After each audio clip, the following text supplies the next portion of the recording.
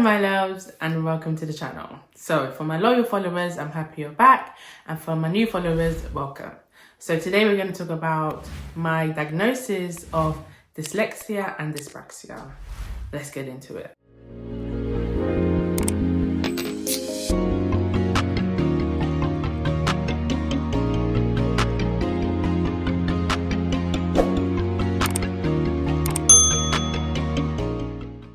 So if you're new to this channel, we always start off with saying how we're feeling, basically checking in on ourselves. And that's a time to reflect and think about how your day has gone so far and what could be, put in place to improve it for the next day. We are going to start off with a definition. So dyslexia and dyspraxia are both conditions that can cause difficulties in schoolwork and work, but they affect different parts of the brain and have different characteristics. Dyslexia, a brain disorder that mainly affects language-based skills such as reading, writing, and spelling. It can also impact awareness, verbal memory, and verbal processing speed. Dyslexia can be genetic, and other risk factors include low birth weight, being born premature, and exposure to substance during gestation. Dyspraxia, an impairment in the organization of movement that mainly affects physical skills and coordination, including fine gross motor skills. It can also impact the ability to sequence and structure information, organize skills, time management, and sometimes social skills. Dyspraxia is thought to be caused by a problem with the way connections develop between the nerves in the brain and often linked to complications during pregnancy and birth. That's basically the definition of dyspraxia and dyslexia.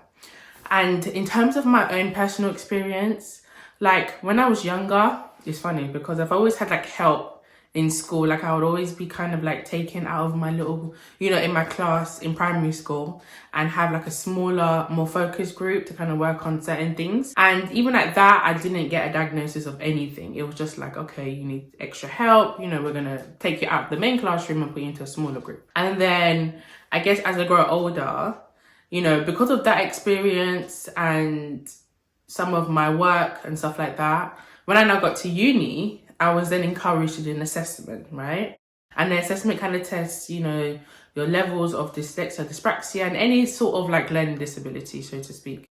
So after I did my assessment, it was basically, the outcome was that, okay, I have dyslexia and dyspraxia, which kind of explained a lot in certain situations.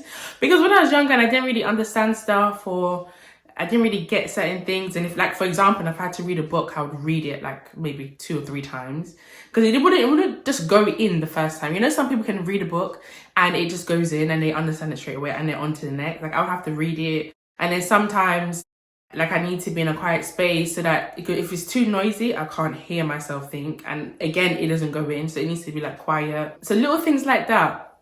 So when I did the diagnosis, I wasn't really surprised that I had it. I was just okay, cool, now I know how to move forward. So doing that diagnosis in uni really helped me because it allowed me to have extra time during exams. It allowed me to have extra time doing my coursework submission. So when everyone else had to, hand in their work at a certain day, certain time, I had an extra a week or 2, which was very handy, which kind of made it a bit worse because I kind of left it sometimes last minute. But my work was in, I managed to do my work on the deadline, or by the deadline, should I say.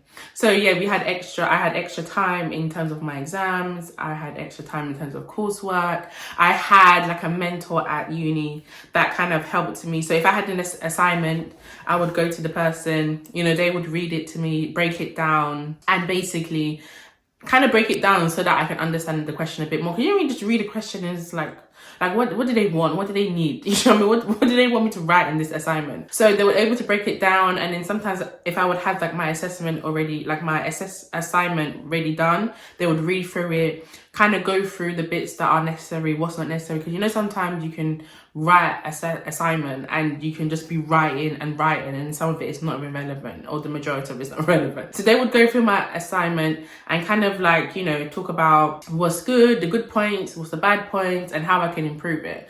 So that was really, really helpful. And to add on top of that, there was like a disability allowance, which kind of helped me to get a laptop at the time, which also came with like a printer and a scanner. And I think I had like a year or two like warranty or insurance with those like with the equipment. And then I think, if I can remember, you also get like an allowance as well to get certain things if you want to buy paper or ink for and certain things for like your printer. I also got like a mini microphone as well to help. So that microphone, I could use it in class to kind of record what the lecturer was saying, my teacher. Again, because when when you have certain disabilities, it's kind of hard to process what the person's saying in the lesson, especially when there's noise, and having to note take. Like sometimes you would note take, you can't even read what what you've written, and so that's pretty much pointless. So at least having the recording allowed me to like play it back, and I can understand what the person was talking about or what they meant in that particular subject. So I feel like having that assessment kind of cleared me feeling like, okay, I'm not that smart, or I'm not this, or I'm not that. It kind of made me feel like, okay, there is a reason behind certain things. Again, having that assessment, I wish looking back I would have had it ages ago, like when I was probably in primary school, because that probably would have helped a lot in terms of my grades, from primary school to secondary school, and probably again into uni, because I think I did the assessment at uni even the first year or the second, I'm not too sure. But I feel like if I did it beforehand, it would have allowed me to be a bit more aware of the situation and be able to get help when needed, instead of, leaving it last minute. But in saying that, I'm happy that I did, I was able to get the diagnosis at uni, because that has helped a lot in terms of the, the equipment and the extra time with exams and, handing in coursework and stuff like that. And I would like encourage anyone that may feel or, has an inkling. It doesn't have to just be dyslexia or dyspraxia. It could be any sort of learning disability or physical disability. If you feel like, something's not quite right, or you want to, something's wrong here and there, or, you're not quite getting the information that you're hearing, I would encourage you to go and see if you can do an assessment. They are kind of pricey, but depending on if you're at uni or college, or whatever the case is, some organizations pay for it, or you either have to pay it first and then they pay you back, which is good. And it does help, like when you have that assessment done, it does carry you for like many years forward. It's not like you have to do a new one every year or something like that, because the one I did back when I was at uni, which was like 2010 or something, it's something that I'm still using till now. So I would encourage you to do it if you feel like you need it, and just see the outcome. If there's something there, then cool, they can put certain aids in place for you, and if there's not, try and figure out another kind of route to kind of help you, along your way in terms of studying or just working. Even in regards to like the laptop that I had, like there were certain programs on there that allowed, let's say the text that you read, it would read out the text to you so that you can actually hear it. Because like sometimes when you read things, it's like going in and it's not making any sense. But like listening it back to yourself from someone else, it does make you feel like, oh yeah, that didn't make sense, let me change that, or let me add this information or take this out. So it does really help in that kind of sense. So going back to the point at hand, it's nothing to be ashamed of. I think a lot of people can become ashamed of it, feel like, oh my god, people are gonna think I'm stupid, or people think I'm dumb, or whatever the case is. But I feel like if it's something that you do need and then you have those things in place, just imagine how much more better you would be, whether in education or whether it's working. It just kind of helps you in all, right? To just know that, okay, this is the problem, this is what I need to improve on. So I hope that helps someone out there that needs it. Again, follow the description below if you need any help, if you need any support in how to do it. Mwah.